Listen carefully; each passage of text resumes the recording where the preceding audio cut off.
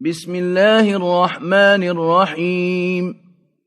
سبحان الذي أسرى بعبده ليلا من المسجد الحرام إلى المسجد الأقصى الذي باركنا حوله لنريه من آياتنا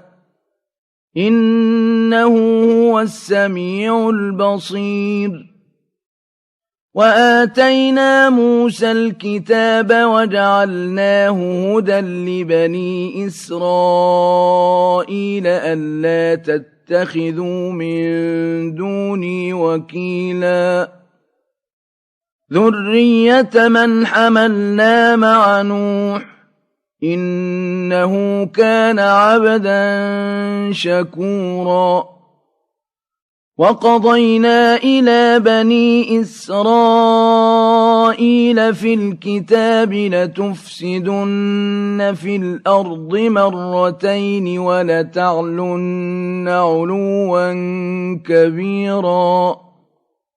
فإذا جاء وعد أولاهما بعثنا عليكم عبادا لنا أولي بأس شديد فجاسوا خلال الديار وكان وعدا مفعولا ثم رددنا لكم الكرة عليهم وأمددناكم بأموال وبنين وجعلناكم أكثر نفيرا إن أحسنتم لأنفسكم وإن أسأتم فلها فإذا جاء وعد الآخرة ليسوءوا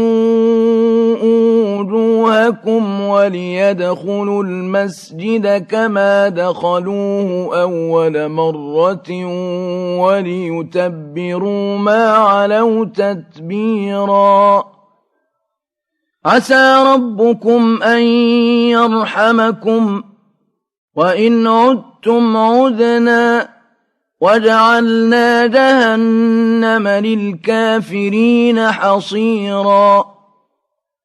إن هذا القرآن يهدي للتي هي أقوم ويبشر المؤمنين الذين يعملون الصالحات أن لهم أجرا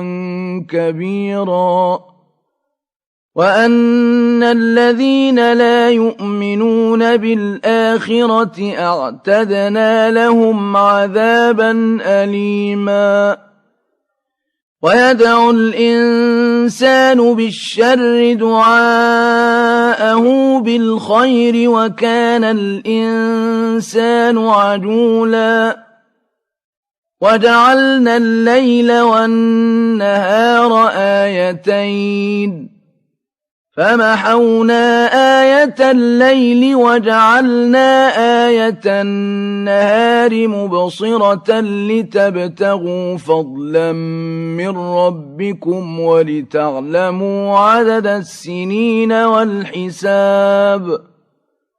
وكل شيء فصلناه تفصيلا وكل إنسان ألزمناه طائره في عنقه ونخرج له يوم القيامة كتابا يلقاه منشورا اقرأ كتابك كفى بنفسك اليوم عليك حسيبا من اهتدى فإنما يهتدي لنفسه ومن ضل فإنما يضل عليها ولا تزر وازرة وزر أخرى وما كنا معذبين حتى نبعث رسولا وإذا أردنا أن نهلك قرية أمرنا متر فيها ففسقوا فيها فحق فحق عليها القول فدمرناها تدميرا وكم أهلكنا من القرون من بعد نوح وكفى بربك بذنوب عباده خبيرا بصيرا من كان يريد العاجلة عجلنا له فيها ما نشاء لمن نريد ثم جعلنا له جهنم يصلاها مذموما مدحورا ومن أراد الآخرة وسعى لها سعيها وهو مؤمن فأولئك كان سعيهم مشكورا كلا نمد هؤلاء وهؤلاء من عطاء ربك وما كان عطاء ربك محظورا انظر كيف فضلنا بعضهم على بعض وللآخرة أكبر درجات وأكبر تفضيلا لا تجعل مع الله إلها آخر فتقعد مذموما مخذولا وقضى ربك ألا تعبدوا إلا إياه وبالوالدين إحسانا إما يبلغن عندك الكبر أحدهما أو كلاهما فلا تقل لهما أف ولا تنهرهما وقل لهما قولا كريما واخفض لهما جناح الذل من الرحمة وقل رب ارحمهما كما ربياني صغيرا ربكم أعلم بما في نفوسكم إن تكونوا صالحين فإنه كان للأوابين غفورا وآت ذا القربى حقه والمسكين وابن السبيل ولا تبذر تبذيرا إن المبذرين كانوا إخوان الشياطين وكان الشيطان لربه كفورا وإما تعرضن عنهم ابتغاء رحمة من ربك ترجوها فقل لهم قولا ميسورا ولا تجعل يدك مغلولة إلى عنقك ولا تبسطها كل البسط فتقعد ملوما محسورا إن ربك يبسط الرزق لمن يشاء ويقدر إنه كان بعباده خبيرا بصيرا ولا تقتلوا أولادكم خشية إملاق نحن نرزقهم وإياكم إن قتلهم كان خطأ كبيرا ولا تقربوا الزنا إنه كان فاحشة وساء سبيلا ولا تقتلوا النفس التي حرم الله إلا بالحق ومن قتل مظلوما فقد جعلنا لوليه سلطانا فلا يسرف في القتل إنه كان منصورا ولا تقربوا مال اليتيم إلا بالتي هي أحسن حتى يبلغ أشده وأوفوا بالعهد إن العهد كان مسؤولا وأوفوا الكيل إذا كلتم وزنوا بالقسطاس المستقيم ذلك خير وأحسن تأويلا ولا تقف ما ليس لك به علم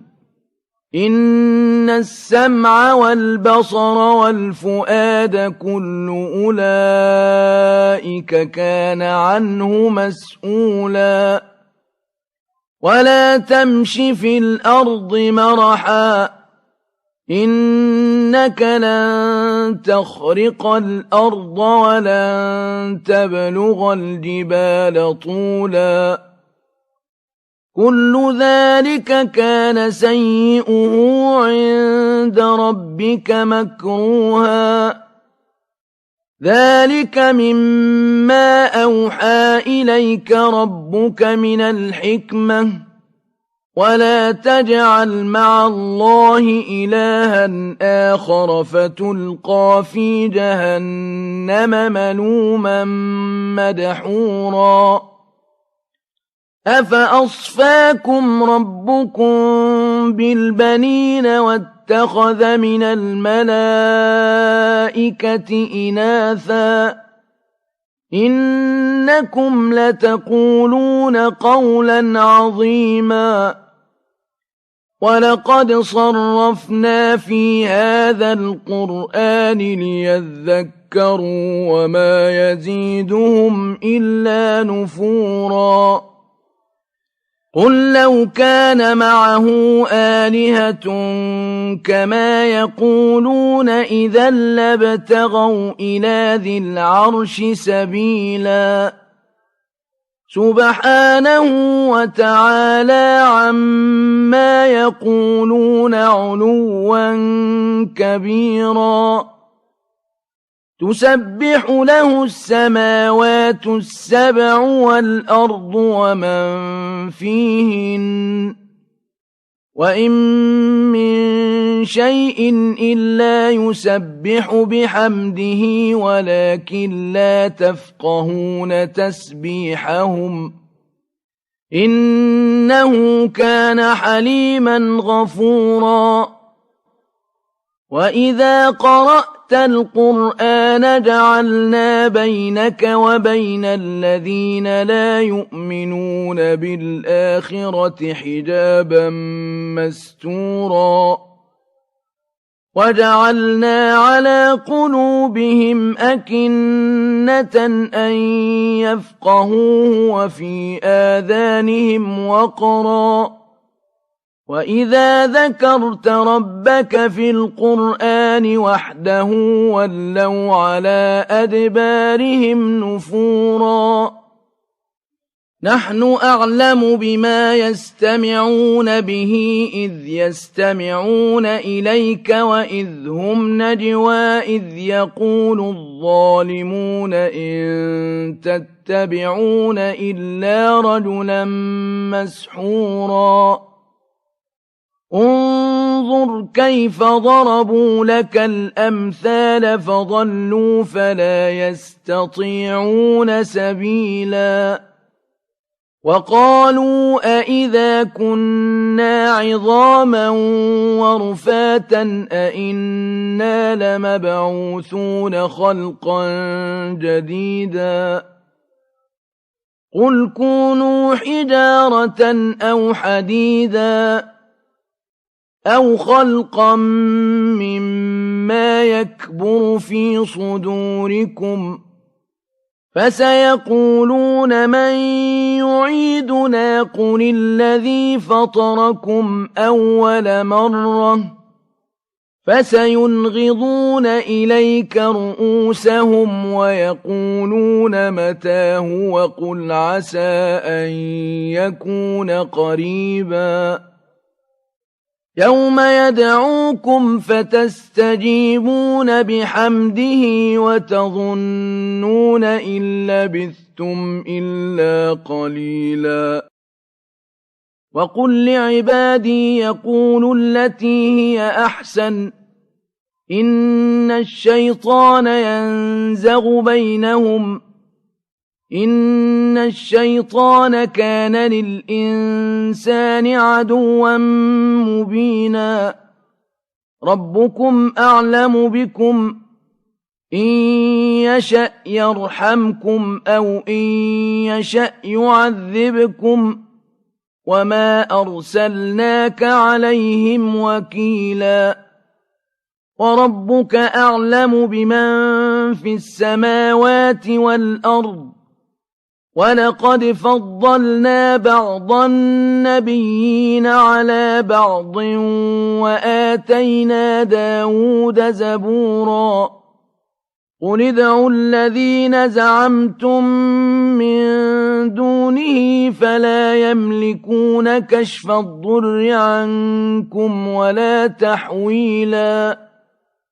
أولئك الذين يدعون يبتغون إلى ربهم الوسيلة أيهم أقرب ويرجون رحمته ويخافون عذابه إن عذاب ربك كان محذورا وإن من قرية إلا نحن مهلكوها قبل يوم القيامة أو معذبوها عذابا شديدا كان ذلك في الكتاب مسطورا وما منعنا أن نرسل بالآيات إلا أن كذب بها الأولون وآتينا ثمود الناقة مبصرة فظلموا بها وما نرسل بالآيات إلا تخويفا وإذ قلنا لك إن ربك أحاط بالناس وما جعلنا الرؤيا التي أريناك إلا فتنة للناس والشجرة الملعونة في القرآن ونخوفهم فما يزيدهم إلا طغيانا كبيرا وإذ قلنا للملائكة اسجدوا لآدم فسجدوا إلا إبليس قال أأسجد لمن خلقت طينا قال أرأيتك هذا الذي كرمت علي لئن أخرتني إلى يوم القيامة لأحتنكن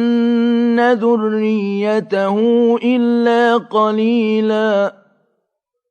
قال اذهب فمن تبعك منهم فإن جهنم جزاؤكم جزاء موفورا واستفزز من استطعت منهم بصوتك وأجلب عليهم بخيلك ورجلك وشاركهم في الأموال والأولاد وعدهم وما يعدهم الشيطان إلا غرورا إن عبادي ليس لك عليهم سلطان وكفى بربك وكيلا ربكم الذي يزجي لكم الفلك في البحر لتبتغوا من فضله إنه كان بكم رحيما وإذا مسكم الضر في البحر ضل من تدعون إلا إياه فلما نجاكم إلى البر أعرضتم وكان الإنسان كفورا أفأمنتم أن يخسف بكم جانب البر أو يرسل عليكم حاصبا ثم لا تجدوا لكم وكيلا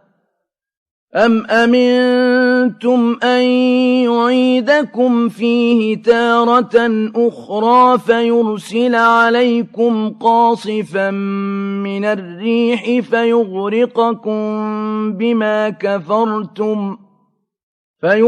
عليكم قاصفا من الريح فيغرقكم بما كفرتم ثم لا تجدوا لكم علينا به تبيعا ولقد كرمنا بني آدم وحملناهم في البر والبحر ورزقناهم من الطيبات وفضلناهم على كثير ممن خلقنا تفضيلا يوم ندعو كل أناس بإمامهم فمن أوتي كتابه بيمينه فأولئك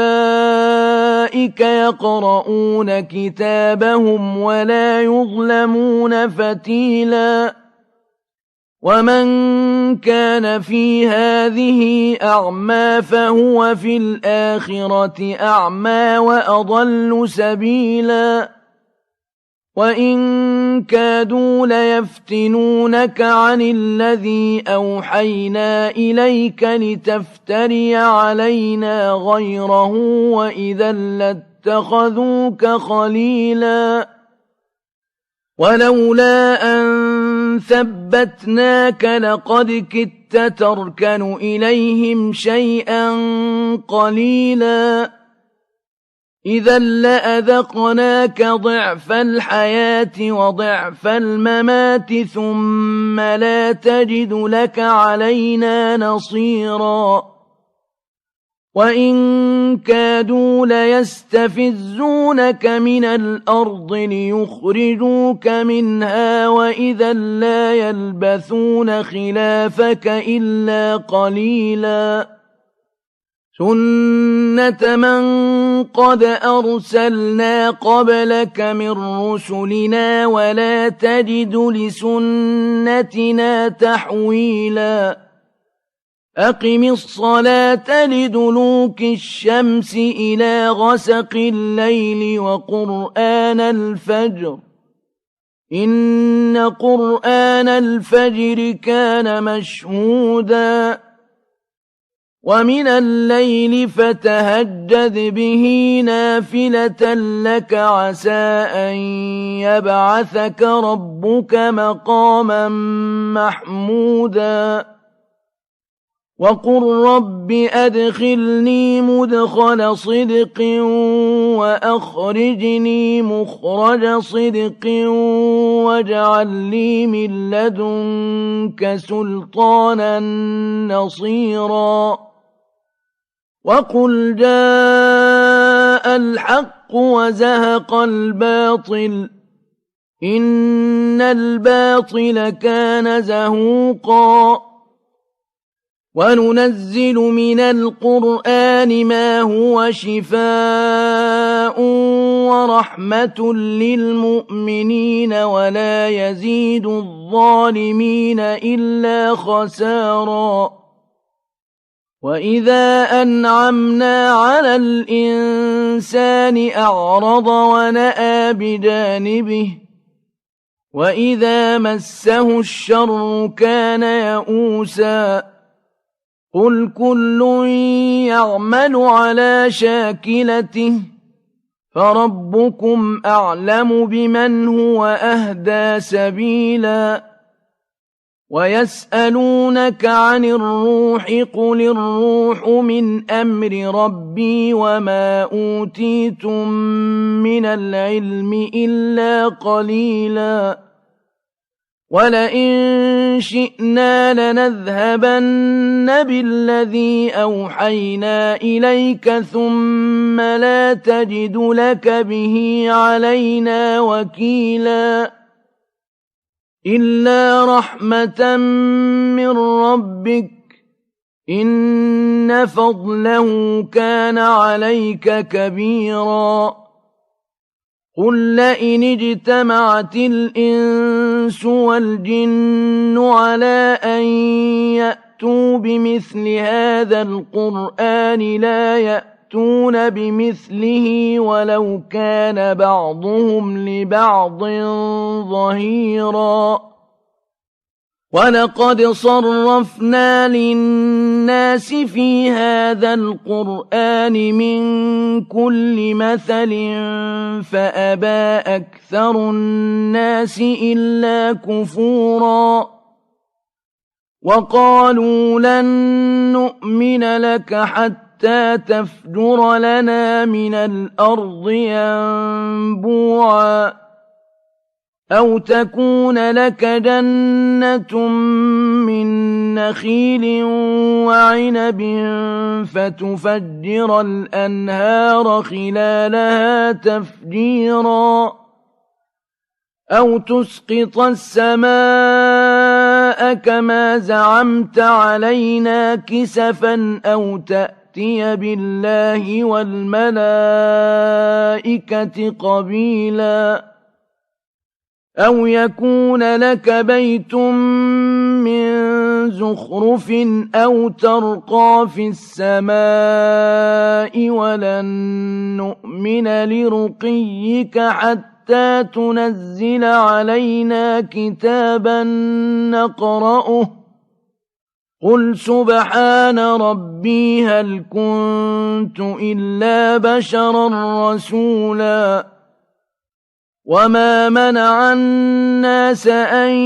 يؤمنوا إذ جاءهم الهدى إلا أن قالوا أبعث الله بشرا رسولا قل لو كان في الأرض ملائكة يمشون مطمئنين لنزلنا عليهم من السماء ملكا رسولا قل كفى بالله شهيدا بيني وبينكم إنه كان بعباده خبيرا بصيرا ومن يهد الله فهو المهتد ومن يضلل فلن تجد لهم أولياء من دونه ونحشرهم يوم القيامة على وجوههم عميا وبكما وصما مأواهم جهنم كلما خبت زدناهم سعيرا ذلك جزاؤهم بأنهم كفروا بآياتنا وقالوا أئذا كنا عظاما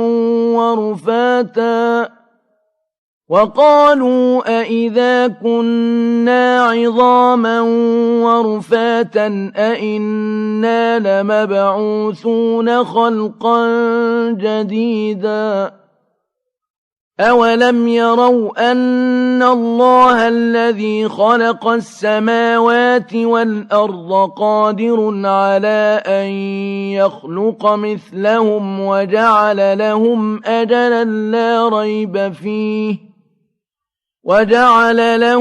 أجلا لا ريب فيه فأبى الظالمون إلا كفورا قل لو أنتم تملكون خزائن رحمة ربي إذا لأمسكتم خشية الإنفاق وكان الإنسان قتورا ولقد آتينا موسى 9 آيات بينات فاسأل بني إسرائيل إذ فاسأل بني إسرائيل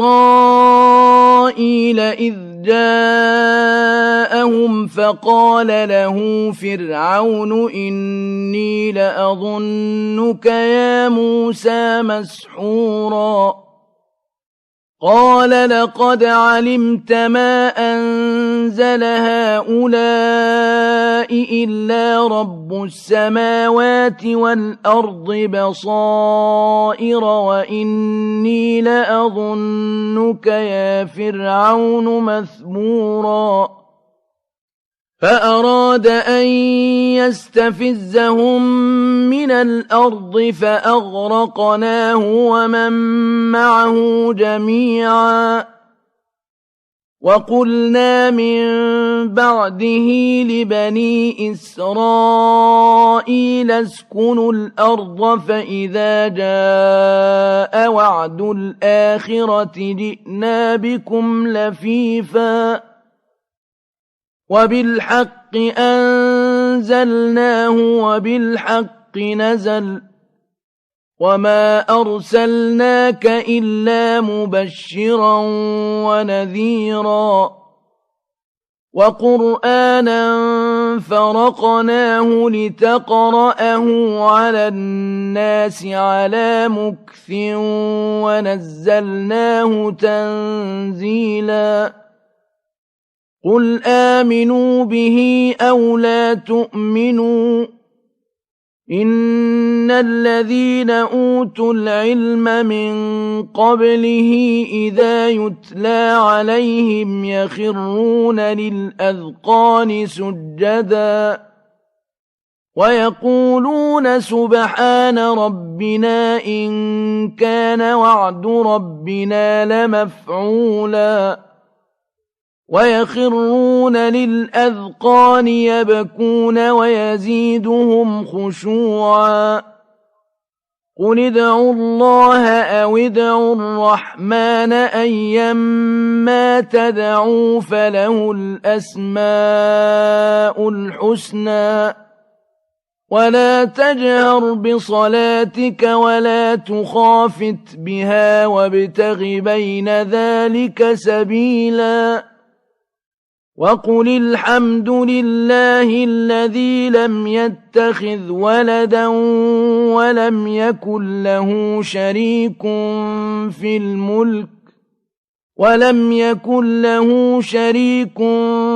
الملك ولم يكن له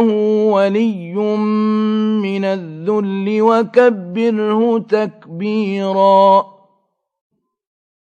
بسم الله الرحمن الرحيم سبحان الذي أسرى بعبده ليلا من